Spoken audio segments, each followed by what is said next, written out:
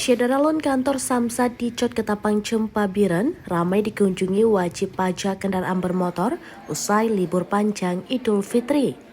Terlihat antrian panjang di loket pelayanan pada Selasa 8 April 2025, baik untuk kendaraan roda 2 maupun roda 4. Para wajib pajak terlihat mengantri secara tertib di setiap loket, mulai dari pendaftaran, pengambilan nota pajak, hingga pelunasan di kasir. Petugas melayani dengan sigap dari pintu masuk hingga proses akhir pengurusan. Sementara itu di area sebelah timur kantor, wajib pajak menunggu pengambilan bukti pelunasan pajak atau STNK.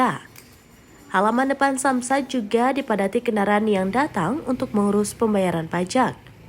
Kepala PTD Badan Pengelolaan Keuangan Daerah Aceh atau BPKA Wilayah Biren, Muhtar, membenarkan peningkatan kunjungan tersebut.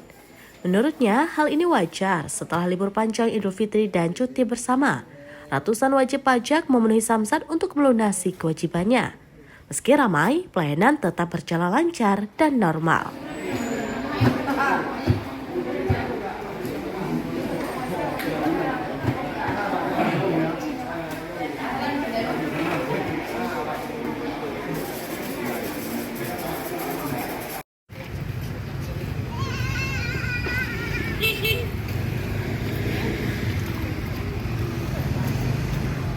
Dari Biren, Ismandin Idris, Serambinews.com.